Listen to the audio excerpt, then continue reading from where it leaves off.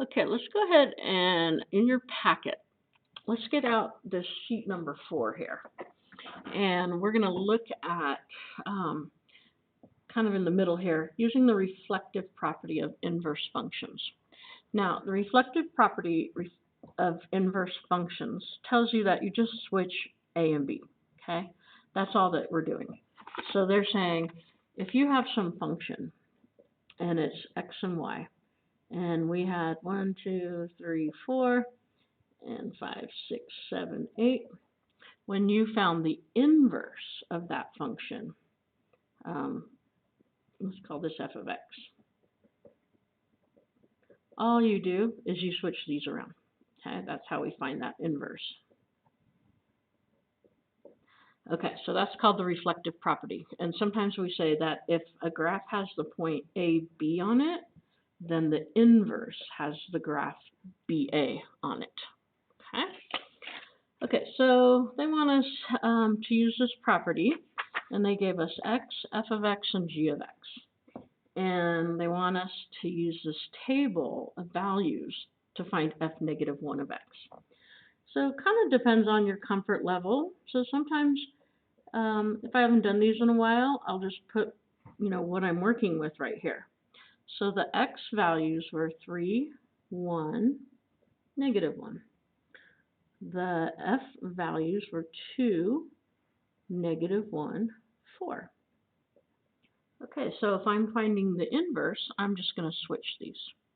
So this is now 2, 3, negative 1, 1, 4, negative 1. Okay, same thing over here. I'm going to go f, g of x. So again, the x values are 3, 1, negative 1. The g values are negative 1, 0, 3. So I'm going to switch them.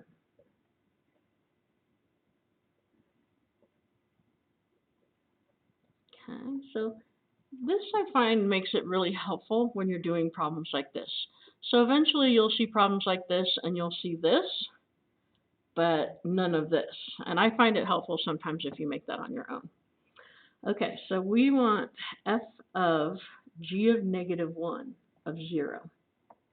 Okay, so the inverse at 0. Okay, so the inverse at 0 is equal to 1. So now I want f of 1. Well, that's up here, or I could look here. F of 1 is negative 1. Okay, we want the inverse function of f of negative 1. Well, f of negative 1 is 4. The inverse function of 4 is negative 1. Okay, let's see, f of negative 1. Okay, the inverse function of g at negative 1, that is 3. Okay, the inverse function of f at 3, we don't have a 3 there. This is not defined.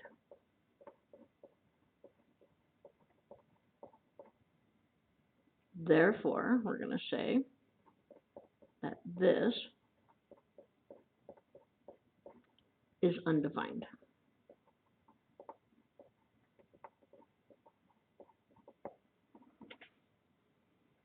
Okay, how about this guy right here?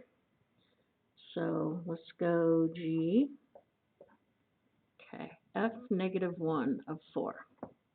Okay, that is negative 1. The inverse of G at negative 1 is 3. Ta-da! Those aren't so bad.